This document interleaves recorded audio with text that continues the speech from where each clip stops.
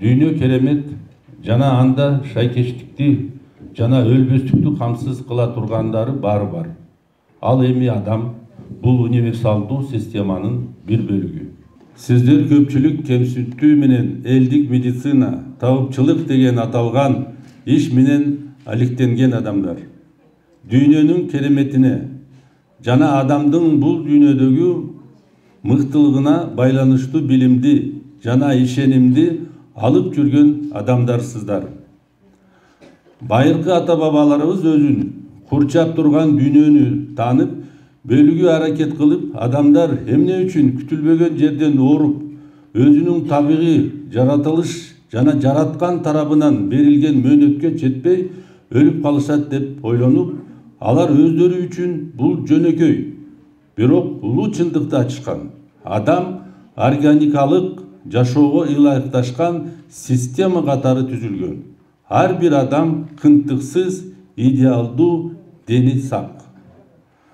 Байыркы акылмандар ар кандай дарттардан, ар кандай кеселден арылуу өнөрү табигый абалына кайтууда. Адам жана анын жашоо чөйрөсү түзгөн системанын органилугунун жана бүтүндүгүн калыбына келтирүүдө турганын түшүнүшкөн. Баштапкы тең салмактуулукту жашоонун, дене бойдун жана рухий жактан шайкештигин толугу менен калыбына келтирүү, бул эгерде сиз ден соолукта болгонуңуз келсе, толук кандуу жашагыңыз келсе, узак жашагыңыз келсе, чечүү зарыл болгон негизги максат жана негизги милдет. Ден соолукту калыбына келтирүүнүн жолдорун жана каражаттарын издөдө адамдар эки жолго түшкөн. Сиздер буну жакшы билесиздер. Алардын бири өтө жөнөкөй жана айкын болгон оорунун белгилери, көрүнүштөрү менен күрөшүүдө камтылган. Ушул жерден медицина, тигил же бул конкреттүү ооруну дарылоо ыкмаларынын жана каражаттарынын топтому пайда болгон. Бул жолдо укмуштуудай натыйжалар болгон. Адамдар оорудан арылууну, жаратты айыктырууну, органдарды алып салууну же алмаштырууну үйрөнүшкөн. 10 миңдеген дары дармектер, химиялык заттар жана кошулмалар иштелип чыккан.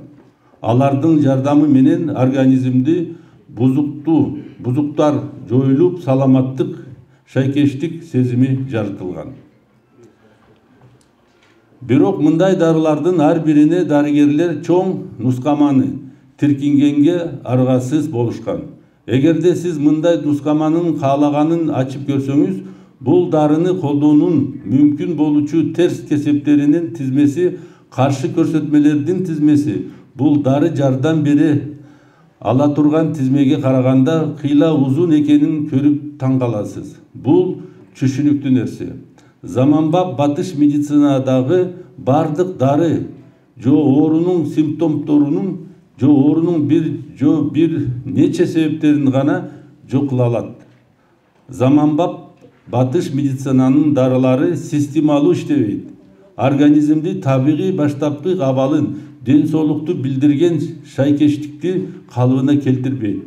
Мындан тышкары көпчүлүк учурларда дарылордун терс кесепеттери пайда болот. Булар түбөлүккө калган организмдин ыңгайсыздыгы, туруктуу түзөтүүгө муктаждык, туруктуу дарылоого муктаждык, ал эми көпчүлүк учурларда жаңы башка оорулардан козголушу. Ар бирибиз муну менен таанышабыз. Бүтүндөй батыш медицинасыны ушундай өнүккөн жана ушуга келди. Бирок башка дагы кыйла татаал оор жол болгон. Бул адам жана анын айласындагы бүтүндөй дүйнө түзгөн системанын табигый абалын, жаратылыш, тирүү организмдер, башка адамдар менен бул бүтүндөй ааламдык мамилелерди кантип калыбына келтирүү керектигин танып билүү жолу. Бул үчүн эки нерсе керек болгон. Биринчиден, ар бир адам бул дүйнөгө келүү менен бүтүндүктү, толук кандуу жашоо жөнөмдүктүүлүгүн, ден соолукту билдирет. Эгерде оорулардан арылууну кааласак, анда оорунун өзүн дарылабай, ден соолуктун табигый абалын калыбына келтиришибиз керек. Biz oru menен emес, ден соолук менен иштешибиз керек. Экинчиси, саламаттыкты байланыштуу бүтүндөй чыгыш салты негизделген нерсе бул өзүнүн иши үчүн таптакыр башка каражаттарды колдонуу. Дүйнө кынтыксыз жана анда өзүн өзү калыбына келтирүү үчүн зарыл болгон нерселердин баары бар. Демек адамдын ден соолугундагы бузууларды калыбына келтирүүгө жөндөмдүү заттар, өсүмдүктөр, тирүү организмдер бар. Аларды жасалма жол менен жаратуунун кереги жок. Кайсы табигый каражаттар ден соолукту калыбына келтирүү үчүн ички ресурстарды камтыганын жана бул ресурстарды каалаган натыйжаны алуу үчүн кантип колдонсо болорун билүү жетиштүү. Кыргыздын салтуу медицинасы бул адам жана аны курчап турган бүткүл дүйнө түзгөн системанын табигый абалын, жаратылыш, тирүү организмдер, башка адамдар менен бүтүндөй ааламдык мамилелерди кантип калыбына келтирүү керектигин танып билүү жолу. Ал эми бул жашоонун өзүнүн негизи, кыргыздын бүтүндөй философиясынын негизи болбосо дагы кыргыз ааламы деп атоого боло турган түшүнүк. Тилекке каршы акыркы 150 жылда кыргыздын ден соолукту сактоо жана ооруларды дарылоо системасы унутта калды. Анын адистери жана жактоочулары угунтукка алынган. Анын илимий дарамети окумуштуулардын жана дарыгерлердин бүтүндөй элдик саламаттык сактоо системасынын көз жаздымында калган.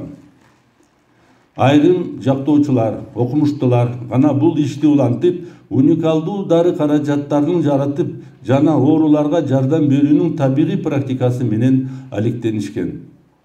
Биздин катарыбызда мархум академик Алтымышев, академик Омарбай Нарбеков, улуу жазуу Чыңгыз Айтматовдун жакын досу болгон жазуучу анын демилгерин колдоо көрсөткөн учурда арабызда жүрген 80 жаш курактагы профессор Юсуф Махмудович Шидаков Славян университетинде кыргыз элдик медицинасы үчүн талбай эмгектен Карачай элинин улу болуп иштеп атат.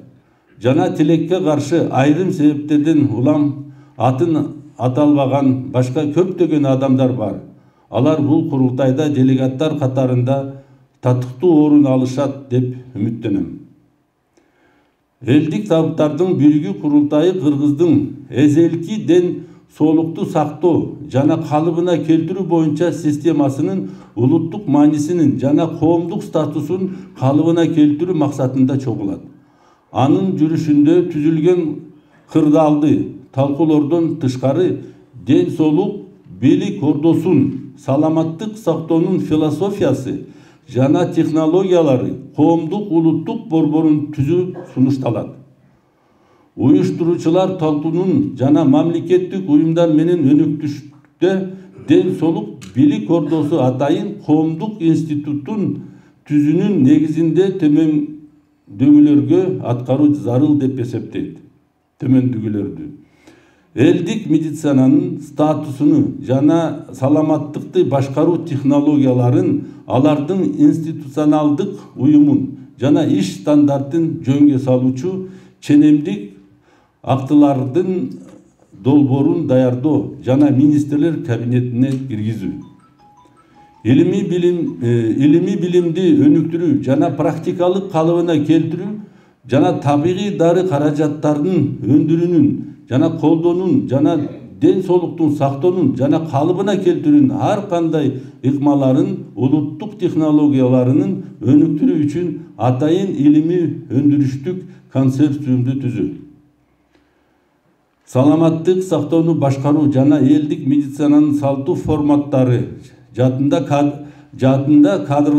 кадрларды, адистерди даярдоо программасын ишке ашыруу. Биосоциалдык системалардын шайкештиги, адамдын ден соолугунун табияты, жашоонун философиясы катары салттуу түшүнүктөрдү калыптандыруу боюнча билим берүү мекемелери үчүн окуу программаларын даярдоо. Муну менен өсүп келаткан муундун жана бүтүндөй калктын ден соолукту сактоо маселелеринде сабаттуулугун камсыз кылуу. Жеке мамлекеттик өнөктөштүктүн негизинде табигый өсүмдүк, минералдык жана жаныбарлар компоненттеринин негизинде дары каражаттарын чыгаруу боюнча технологиялык кластерди түзүүнүн жол картасын иштеп чыгуу жана жүзүгө ашыруу. Өлкөнүн дары ресурстарын пайдалануу жана калыбына келтирүүнү жөнгө салган ченемдик актылардын долбоорун даярдоо жана тиешелүү мамлекеттик органдарга киргизүү. Бул маселелердин баарын биздин биргүү курултайыбызга киргиздик. Келиңиздер, иштин абалы кандай? Бул элдик маданияттын, кыргыздардын башка дагы элдердин жашоосунун бул негизги катмарын калыбына келтирүү үчүн эмне кылсак болот? Бирге талкуулайлы. Бүгүн биз өзүбүзгө, жаратылышыбызга, элибиздин саламаттыгына, бактысына жана гүлдөп өсүшүнө карай багыт алуучу ушул жолго түшөөгө жардам бере турган чечимдерди кабыл алгыбыз келет. Рахмат.